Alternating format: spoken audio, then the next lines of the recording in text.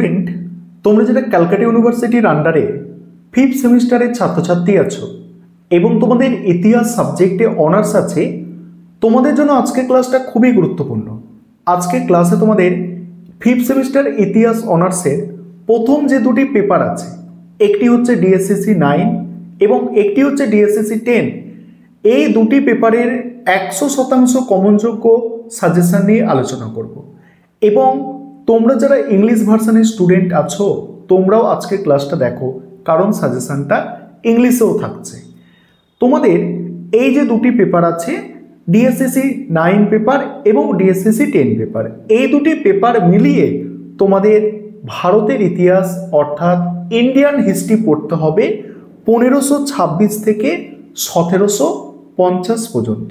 অর্থাৎ ডিএসসিসি 9 পেপারটা পড়তে হচ্ছে 1526 থেকে 1605 এবং 10 পেপারটা শুরু হচ্ছে 1605 থেকে 1750 পর্যন্ত।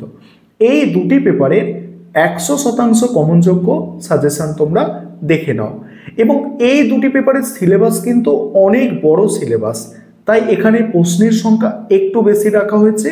তবে তোমরা যেটা করবে, ধরো আমি 20 নম্বরের প্রশ্ন 15টা দিয়েছি, তোমরা প্রথম 10টা প্রশ্ন আগে তৈরি করবে, 5 নম্বরের প্রশ্ন প্রতিটা পেপার থেকে প্রথম 10টা আগে তৈরি করবে, এইভাবে তোমরা তৈরি করবে।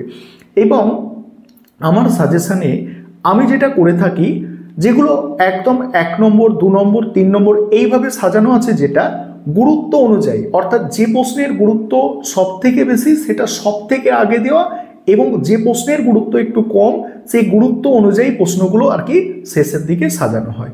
তাহলে তোমরা সাজেশনটা সম্পূর্ণ দেখে নাও।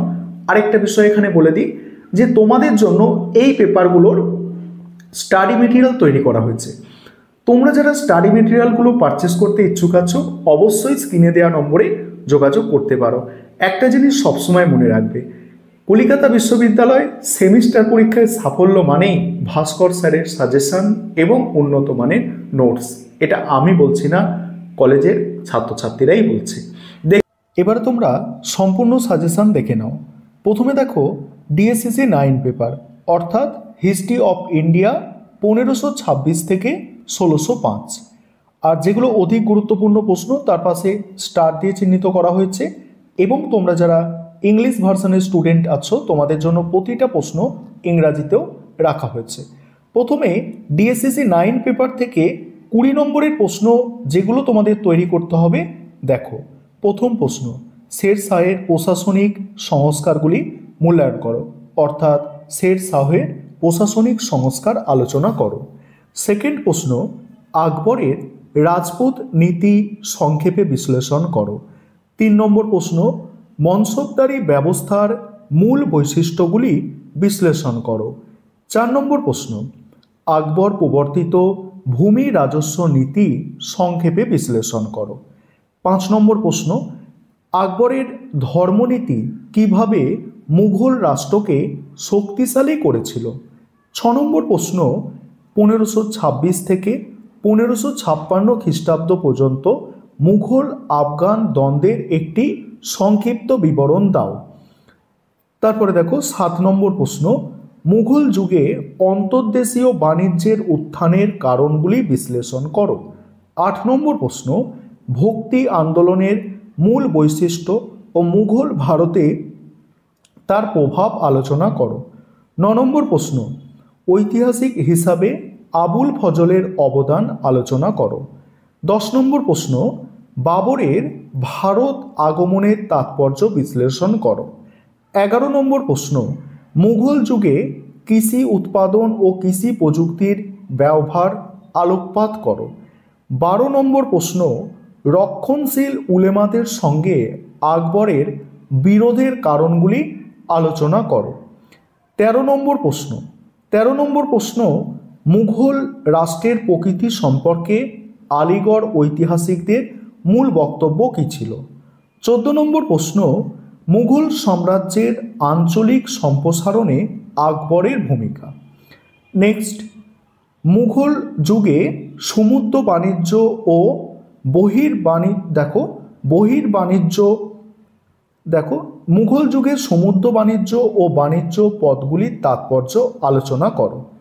তারপরে হেমু, বিক্রমাদিত্য, রানা প্রতাপ, রানী দুর্গাবতী ও চাঁদ বিবির প্রতিরোধের গুরুত্ব আলোচনা করো।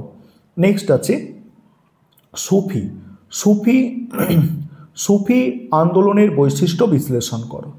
নেক্সট মুঘল অভিজাতদের সঙ্গে আকবরের সম্পর্ক ও অভিজাত শ্রেণীর গঠন আলোচনা করো। দেখো তারপরের প্রশ্ন, মুঘল ভারতে জমিদারদের প্রকৃতি ও চরিত্র নির্ণয় করো। আর লাস্ট প্রশ্ন আছে মুঘল যুগে কৃষকদের শ্রেণীবিভাগ বিশ্লেষণ করো।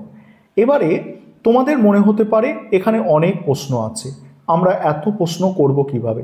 দেখো তোমরা আমার যে কোনো সাজেশান ফলো করো না কেন, একই রকম সিস্টেম এখানে আমি সাজেশান তৈরি করি।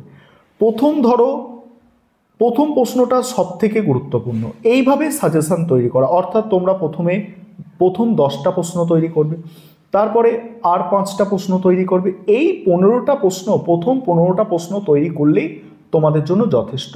এবং আশা করি প্রথম 10টা তোমরা যারা করবে তোমরা অবশ্যই সব প্রশ্নই লিখে আসতে পারবে। আর যারা রিস্ক নিতে চাইছো না, তোমরা প্রথম 15টা প্রশ্ন এখান থেকে দেখে গেলে মানে সব কমন পাবে। সব বলা ভুল, মানে 100% তোমরা নয়, তারও বেশি তোমরা প্রশ্ন এখান থেকে কমন পাবে।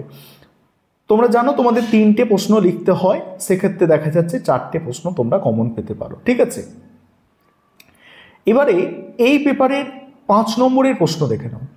5 নম্বরের প্রশ্ন, যাবতীয় ব্যবস্থার ওপর একটি সংক্ষিপ্ত টিকা লেখো।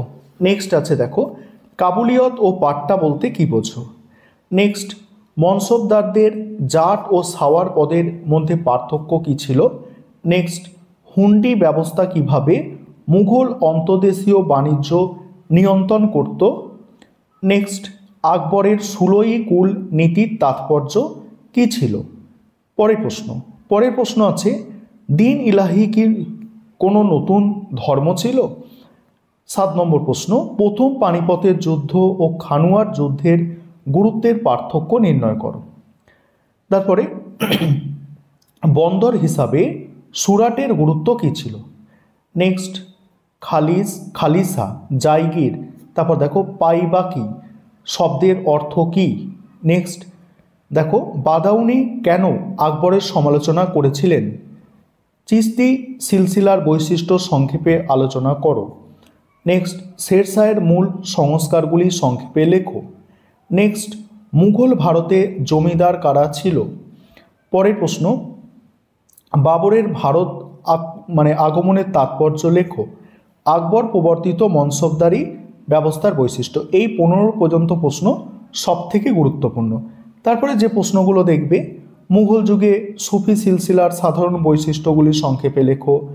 আকবরের গুজরাট রাজ্য জয়ের গুরুত্ব কী ছিল? মুঘল রাষ্ট্রে মদাদ ই মাস অনুদান এর অর্থ কী? নেক্সট, খুদকস্ত ও পাইকস্ত রাওয়াত বলতে কী বোঝো? নেক্সট, মুঘল যুগে জলসেচ প্রযুক্তির ওপর টিকা। মনসবদার ও জায়গিরদার শব্দ দুটি কি সমর্থক ছিল? নেক্সট, মুঘল যুগে উৎপাদিত খাদ্যশস্যগুলির বিষয়ে সংক্ষেপে লেখো। এখানে প্রথম 15টা প্রশ্ন 5 নম্বরের সব থেকে গুরুত্বপূর্ণ। তারপরে তোমাদের নেক্সট যে পেপারটি আছে, অর্থাৎ তোমাদের 10 পেপার, যেটা ডিএসসিসি 10 পেপার, এই পেপারে তোমরা এবারে সাজেশনটা দেখে নাও। ডিএসসিসি 10 পেপার তোমাদের পড়তে হচ্ছে হিস্ট্রি অফ ইন্ডিয়া 1606 থেকে 1750। এই পেপারে 20 নম্বরের জন্য যে প্রশ্নগুলো তোমাদের তৈরি করতে হবে, দেখো প্রথম প্রশ্ন, মুঘল সাম্রাজ্যের পতনে জায়গিরদারি সংকট কতটা দায়ী ছিল? নেক্সট, ঔরঙ্গজেবের ধর্মনীতি আলোচনা করো। নেক্সট, শিবাজির অধীনে মারাঠা প্রশাসনের প্রকৃতি ব্যাখ্যা করো। পরের প্রশ্ন, মুঘল স্থাপত্যের অনন্য বৈশিষ্ট্যগুলি আলোচনা করো। অর্থাৎ মুঘল স্থাপত্যের বৈশিষ্ট্যগুলি আলোচনা করো। এগুলো 20 নম্বরের প্রশ্ন। তারপরের প্রশ্ন দেখো, মুঘল যুগে ভারত মহাসাগরীয় বাণিজ্যের মূল বৈশিষ্ট্য আলোচনা করো। নেক্সট, মুঘল ইতিহাস পুনর্নির্মাণে স্মৃতিকতার অবদান আলোচনা করো। নেক্সট, মুঘল যুগে কৃষক বিদ্রোহে ধর্ম ও বর্ণের ভূমিকা বিশ্লেষণ করো। নেক্সট, মুর্শিদ কুলি খানের রাজস্ব ব্যবস্থার মূল বৈশিষ্ট্যগুলি আলোচনা করো। নেক্সট, মুঘল সাম্রাজ্যে নগরায়নের বিকাশের ওপর একটি নিবন্ধ লেখো। নেক্সট, মুঘল শিল্প স্থাপত্য সাহিত্যের বিকাশ আলোচনা করো। নেক্সট, মুঘলদের পতন নিয়ে ঐতিহাসিকদের বিতর্ক আলোচনা করো। এই 11টা প্রশ্ন এখানে এই পেপার থেকে, অর্থাৎ তোমাদের 10 পেপার থেকে মোস্ট ইম্পর্টেন্ট আছে 20 নম্বরের জন্য। তারপরে বাকি কিছু প্রশ্ন আছে, এগুলোও দেখতে হবে। দেখো, শাহজাহানের মধ্য এশিয়ার নীতি আলোচনা করো। বিদেশি পর্যটকদের বিবরণের গুরুত্ব আলোচনা করো। হিন্দু পাতশাহীর ধারণা আলোচনা করো। দারাশিকো ও তার সুফি চিন্তার গুরুত্ব আলোচনা করো। শিখ ধর্ম ও শিখ বিদ্রোহের বিকাশ বিশ্লেষণ করো। কৃষি হস্তশিল্প ও শিল্পের অবস্থা আলোচনা করো। নেক্সট আছে, ঔরঙ্গজেবের রাজপুত নীতি কীভাবে ব্যাখ্যা করবে? জাহাঙ্গীরের প্রধান রাজনৈতিক সাফল্য কী ছিল? তারপর হচ্ছে মুঘল ব্যাংকিং ব্যবস্থার ওপর একটি প্রবন্ধ। 5 নম্বরের প্রশ্ন 10 পেপার থেকে যেগুলো তোমাদের করতে হবে, নূরজাহান চক্র, চৌথ ও স্বদেশমুখী টিকা, এগুলো। মুঘল ভারতে কারখানা বলতে কি বোঝো? সনাতনী বিদ্রোহ, শতনামী বিদ্রোহ। তারপরে বিদেশি ভ্রমণ বৃত্তান্তের গুরুত্ব, জিজিয়া কি? তারপরে শিখ কৃষক বিদ্রোহ। নেক্সট আছে দেখো, দারাশিকো ও সুফি চিন্তা, জাগিরদারি ব্যবস্থা কি? মুঘল যুগের প্রযুক্তির ওপরে সংক্ষিপ্ত টিকা। এখানে প্রথম 9টা প্রশ্ন গুরুত্বপূর্ণ। তারপর দাক্ষিণাত্য ক্ষত কাকে বলে? জমা ও হাসিলের মধ্যে পার্থক্য, মুঘল ইতিহাসের পুনর্নির্মাণে ফার্সি উপাদানগুলি। নেক্সট, জাহাঙ্গীরের সময় মুঘল চিত্রকলার ওপর সংক্ষিপ্ত টিকা। নেক্সট, মুঘল যুগে নগর কেন্দ্রগুলির উত্থানের কারণ। নেক্সট, শাহজাহান কেন বলক ও দেখো বাদখসান অধিকার করেছিলেন? নেক্সট হচ্ছে মুঘল যুগের বাংলার বৈষ্ণব সাহিত্য, ভারত মহাসাগরের বাণিজ্যের ডাচ বণিকদের ভূমিকা।